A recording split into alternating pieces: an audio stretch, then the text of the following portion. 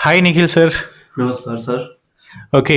Nikhil sir, मैं एक question जानना चाहता हूँ जो कई पेरेंट्स के दिमाग में भी आता है, और लेट हम दोनों इस बात को क्लियर करेंगे।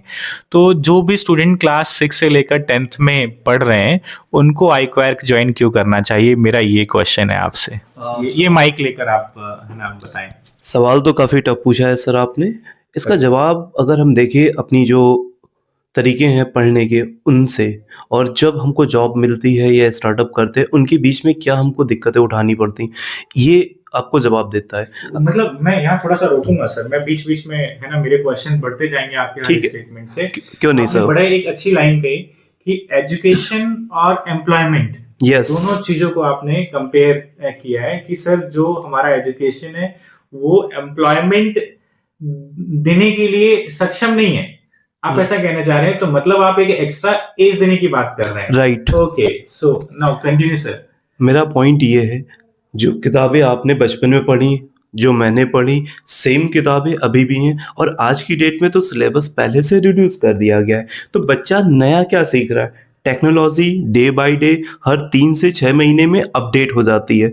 हम में क्या अपग्रेडेशन है? ये बिल्कुल आपने बड़ी माइन्यूट आपने ऑब्जर्वेशन किया सर कि हम देख रहे हैं कि जो किताबें हम लोगों ने एनसीईआरटी किताबें पढ़ी हैं, वो आज भी बच्चे वही एनसीईआरटी किताबें पढ़ रहे हैं, और वो भी with reduce syllabus. But technology advancement इतना हो गया है कि मतलब उसके हिसाब से बुक में, किताबों में, एग्जाम्पल्स में कोई भी इलस्ट्रेशंस में एडवांसमेंट नहीं हुआ है। तो मतलब ये है कि जो आज के टाइम में जो कंपटीशन एनवायरनमेंट चल रहा है, तो उसको फेस करने के लिए बच्चों को 6 से 10 के सेगमेंट में भी उन बच्चों को काम करना चाहिए। राइट। As okay, great. तो क्या क्या बुक्स सर प्रोवाइड कराते हैं आप?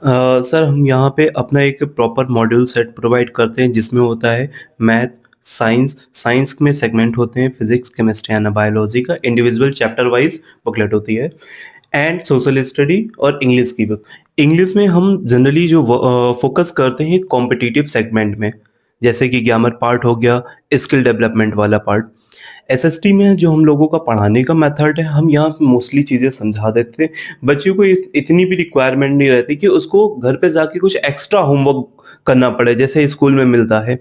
ओके, ठीक है। तो मतलब ऐसा तो नहीं कि आपके यहाँ पे भी आने के बाद बच्चों को और वर्क से आपने लोडेड कर दिया, फिर उसके बाद बच्चों का अपना खुद का जो क्रिएटिव अप्रोच है वो खत्म हो जाए, वो बच्चा ना कोई एक्स्ट्रा करिकुलम एक्टिविटी कर पा रहा है, ना ही स्पोर्ट्स में, है ना? क्लास की फ्रीक्वेंसी क्या है सर, और क्लास की टाइमिंग क्या है? सर जो यहाँ पे क्लास की टाइमिंग रहती है, वो 4 बजे से लेके शाम के 7:15